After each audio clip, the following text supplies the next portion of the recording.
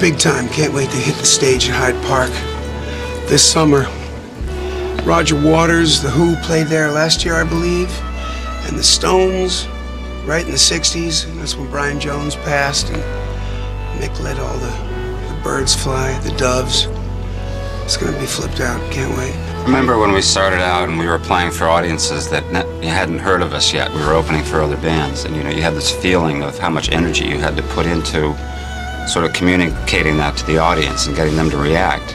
And it still feels like that, even though everybody's obviously there because they like us already.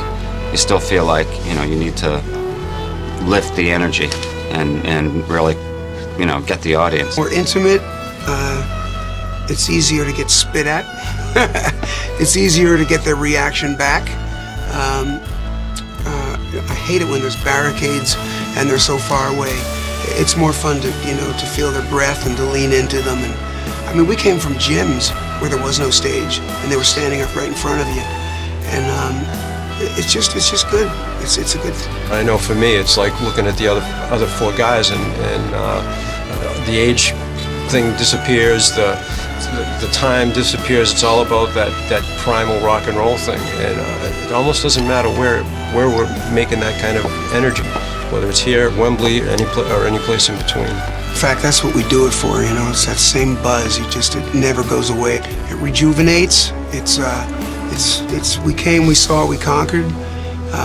We get caught up in it. We love it, and when we're off the road, we miss it like crazy. Interesting. You gotta love it, right? You know what? I guess my biggest that's yesterday. I mean, what I'm concerned about is how people like this record.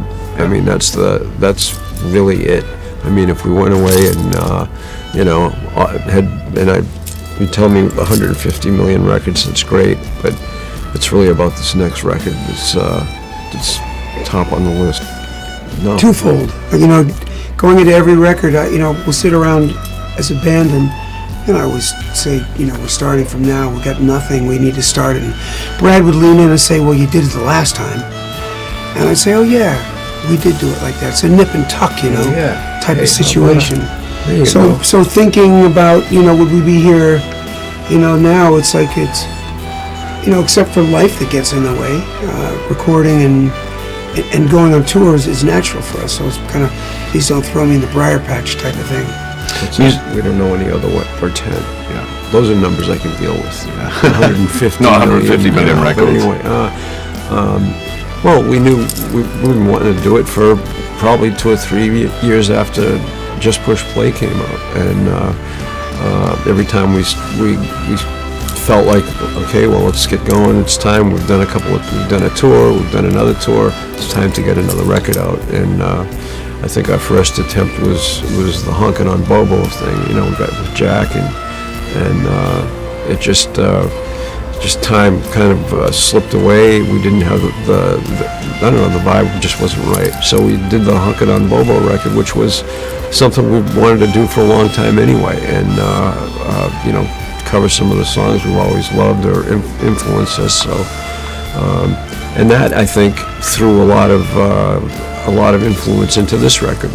Not really knowing that 7 years before, but we wrote some stuff then, and we worked with Jack in the studio, right? So we had that in our back pocket. So we've written songs together every way you can. Sometimes it is a part. Sometimes it's like, I'll have a riff and send it to Steve, and literally, on a back in the old days on a cassette, and he would walk around the yard with the headphones on and come up with stuff. Other times he'd go off and work with somebody.